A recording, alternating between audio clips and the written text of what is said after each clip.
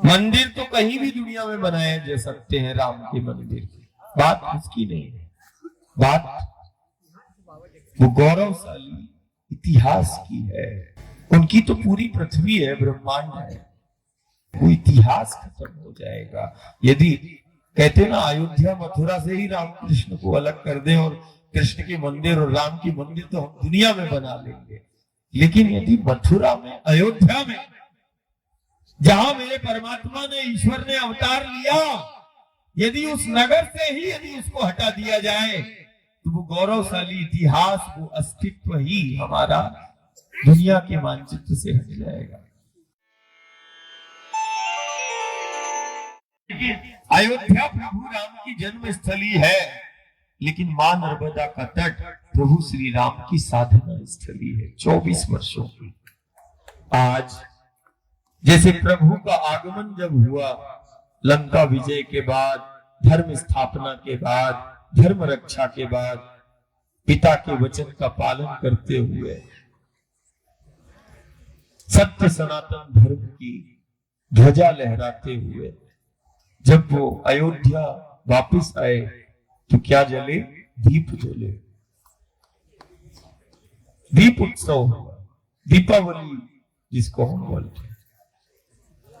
आगमन पर, प्रभु के आगमन पर दीप जले और ये समूचा पृथ्वी नहीं, तीनों लोग प्रकाशित हो रहे हैं जब प्रभु का आगमन अयोध्या होता है। भक्त प्रेमी क्या करता है? दीपक जलाता है। आज कई वर्षों के बाद कुछ विसंगतियों के कारण प्रभु अपने ही गर्भ से बाहर जो है, जैसे आज हम पंडाल में रहे, आज सत्संग में देखो ये पंडाल ऐसे न जाने कितने वर्ष बैठे रहे। उनकी तो पूरी पृथ्वी है, ब्रह्मांड है। मंदिर तो कहीं भी दुनिया में बनाए जा सकते हैं, राम के मंदिर की बात उसकी नहीं है।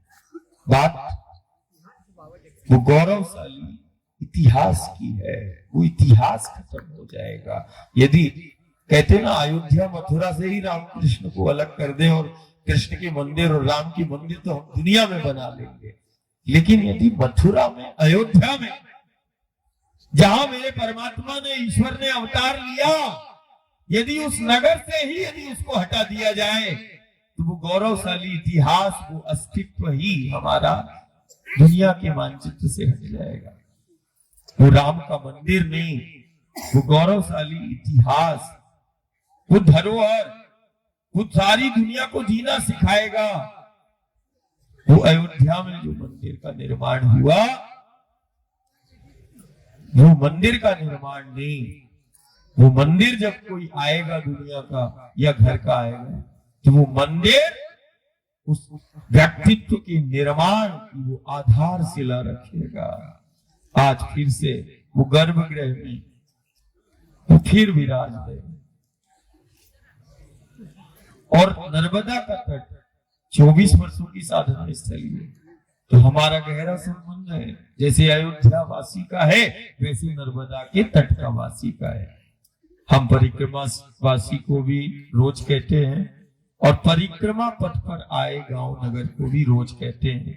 हमारी एक परिकल्पना है कि मैया के उद्गम से लेके भरूच के वो संगम तक, जहां तक मैया मिलती है, एक एक नर्मदा मैया के परिक्रमा के पथ पे आने वाला वो गांव, और जो मैया के पथ पे चल रहा है जिले, प्रांत और भारत का, वो उस दिन जो है कम से कम 2 दीपक जला के बढ़िया राम के नाम की जोत जलाना है। राम नाम ही सत्य है, वो सत्य की जोत जलाना है और सत्य की अलख जलाना है, कारण सत्य ही जीव जगत का आधार है। बात राम की नहीं है, आगमन की नहीं है, वो सत्य के प्रकटीकरण की है कि सत्य उस गर्भ में फिर से स्थित हो रहा है और जैसे ही गर्भ में सत्य फिर से स्थापित होगा, निश्चित मान के चलना ये भारत फिर से दुनिया की महाशक्ति बनेगा और ये फिर से विश्व का संचालन करेगा। क्यों? कारण वो गर्भ में सत्य फिर से रखा जा रहा है। अयोध्या में राम नहीं आए, वो तो सत्य का आगमन है। हम यदि दीपक अयोध्या वासियों ने जलाए और आज हम तुमसे कहते हैं कि नहीं तुम भी एक दीपक को जलाना, ज्योत को जलाना, तो वो राम के नाम की जो ज्योत है वो सत्य की ज्योत है। और जिसके घर द्वार में सत्य की ज्योत जिसने जला ली, विघ्न बाधा और संकटों का अंत कर देती है। बोले वो राम की ज्योत है, वो शक्ति की ज्योत है, वो राम की ज्योति का जो प्रकाश है, वो घर द्वार को संक्रमण और आपदाओं से मुक्त करने में वो ज्योति का प्रकाश सर्वशक्ति संपन्न है। इसीलिए राम नाम ही सत्य है, हरि नाम ही सत्य है।